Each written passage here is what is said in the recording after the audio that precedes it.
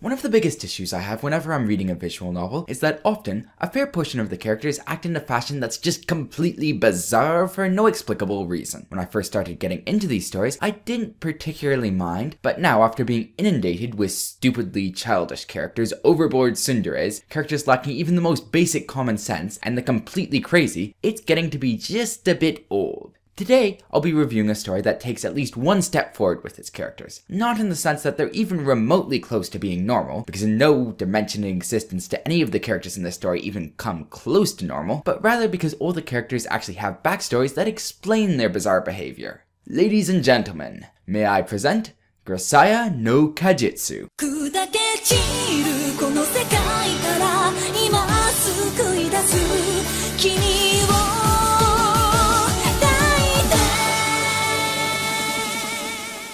Grisaya no Kajitsu follows Kazumi Yuji, a child soldier slash secret agent who has been placed on reserve and given the opportunity, as he is told, to experience a regular high school life.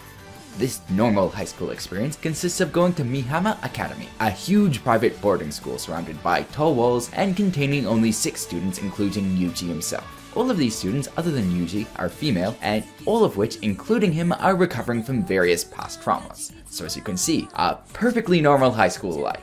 Yep. Anyways, the first half of the story is essentially done just a series of loosely linked comic skits that do a great deal to develop the characters and jack all to develop the plot. The second half, which actually has a plot, is split into a story for each of our heroines. 2 are focused on action/spying type stories, in which our protagonist has to protect the heroine from what I will loosely term as evil rich people. 2 are focused on the heroine's mental state, and has our protagonist acting as the world's worst psychiatrist. And one unfortunate arc is pretty much split between a stream of 8 scenes right at the beginning, and a really long flashback immediately after. Depending on your tastes, some of these character routes will probably appeal to you more than others.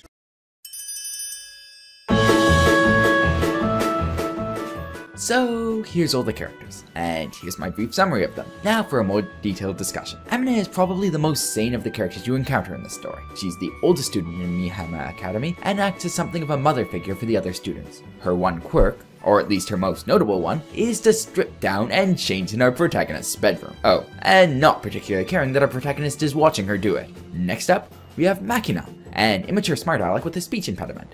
She's hyperactive as can be, and switches very quickly from being a little genius to a huge moron, depending on her mood. Then we have Michiru, an idiot who pretends to be a tsundere, and is only slightly less hyperactive than Makina. As you can tell, I have great respect for her character. Standing alongside her in the ranks of characters I clearly have great respect for is Sachi, a character that seems to have been created for all those who have a maid fetish. She will very literally do anything she is told and is diligent to the point of utter insanity. Lastly, we have Yumiko, who like Amina is almost normal, but also has an unfortunate quirk. Hers is slightly more unfortunate than Amina's though, because instead of performing a striptease, she tries to slice people up with a box cutter. Luckily, because of our protagonist's military training, there are no injuries, and other than that one quirk, she's actually just a fairly standard, though well-written, kudere. Oh, and before I forget, we do have our protagonist too. He's pragmatic, socially inept, and sarcastic, which of course makes him an irresistible figure to everyone at the school.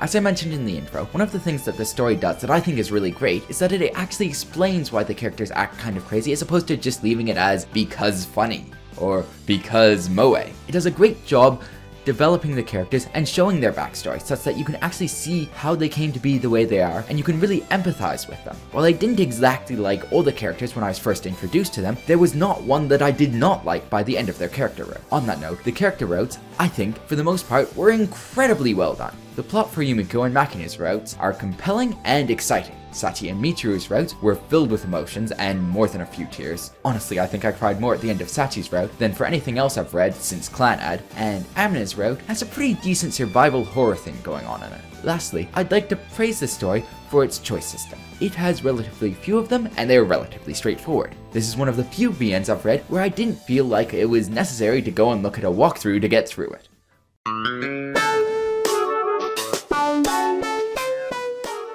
One big problem I have with this novel is how character dependent it is. Pretty much the entire first half of the story is just characters sitting around and talking to each other. Honestly, almost nothing worthy of note happens in the first half of the story other than character development. If you don't at least like some of the characters and you don't get the writer's style of humor, then Grisai's Common Route is going to bore you to tears.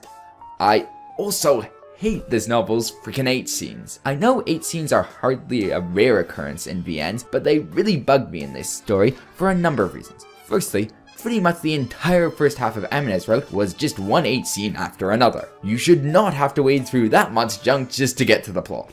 Secondly, there are 8 scenes in Makina's route. Now, just look at Makina, think long and hard, and it should be pretty freaking evident that unless you're this guy, having 8 scenes in Makina's route was a bloody terrible idea. Now, for all the other characters, things aren't quite as bad, but I'm still not really all that keen on having my story interrupted every so often by 15 minutes of panting and moaning.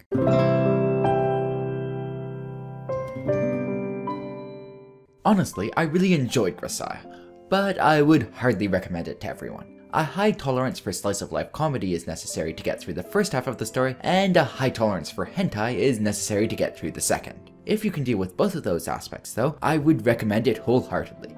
For scores, where 0 is terrible, 5 is average, and 10 is amazing, I give Grisai no Kajitsu a 6 out of 10 for plot, 9 out of 10 for characters, 7 out of 10 for quality of writing, and 8 out of 10 for my own personal enjoyment, giving it an overall score of 7.5 out of 10. For alternate reading recommendations, I would direct you towards Full Metal Panic, another story with a military kid getting sent to high school with humorous results. Anyways, thanks for listening, I hope you enjoyed this review, cheers!